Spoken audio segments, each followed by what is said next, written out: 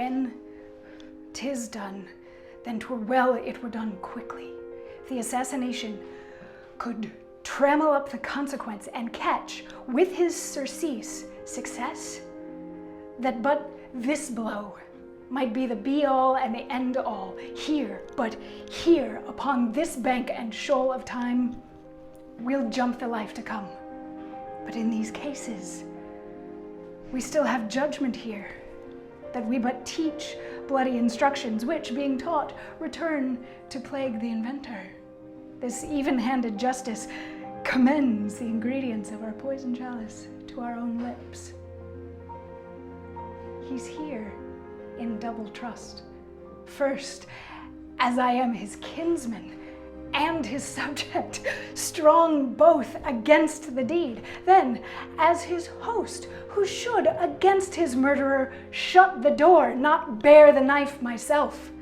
Besides, this Duncan hath borne his faculties so meek, hath been so clear in his great office, that his virtues will plead like angels trumpet-tongued against the deep damnation of his taking off, and pity like a naked newborn babe striding the blast, or heaven's cherubim horsed upon the sightless couriers of the air, shall blow the horrid deed in every eye, that tears shall drown the wind.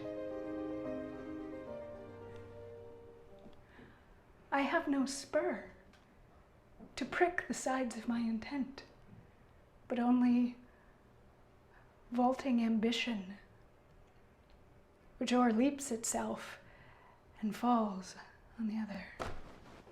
How now, what news? He has almost supped. Why have you left the chamber? Have they asked for me? Know you not he has? We will proceed no further in this business. He hath honored me of late, and I have bought golden opinions from all sorts of people, which would be worn now in their newest gloss, not cast aside so soon. Was the hope drunk wherein you dressed yourself? Hath it slept since, and wakes it now to look so green and pale at what it did so freely? From this time, such I account thy love. Art thou afeard to be the same in thine own act and valor as thou art in desire? Wouldst thou have that which thou esteemest the ornament of life, and live a coward in thine own esteem, letting I dare not wait upon I would, like the poor cat in the adage? Prithee, peace, I dare do all that may become a man. Who dares do more is none. What beast was then that made you break this enterprise to me? When you durst do it, then you were a man. And to be more than what you were, you would be so much more the man. Nor time nor place did then adhere, and yet you would make both. They have made themselves, and that their fitness now does unmake you? I have given suck, and know how tender 'tis to love the babe that milks me. I would, while it was smiling in my face, have plucked my nipple from his boneless gums and dashed the brains out, had I so sworn, as you have done to this. If we should fail, we fail. But screw your courage to the sticking place, and will not fail. When Duncan is asleep, whereto the rather shall his day's hard journey soundly invite him, his two chamberlains will I, with wine and wassail, so convince that memory, the warder of the brain, shall be a fume, and the receipt of reason a limbic only.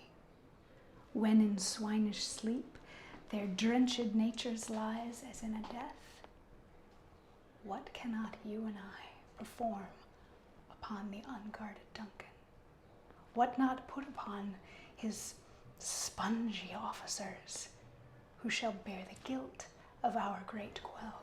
Bring forth men children only, for thy undaunted mettle should compose nothing but males. Will it not be received when we have marked with blood those sleepy two of his own chamber, and used their very daggers that they have done it? Who dares receive it other, as we shall make our griefs and clamor roar upon his death? I am settled, and bend up each corporal agent to this terrible feat. Away, and mock the time with fairest show. False face must hide what the false heart doth know.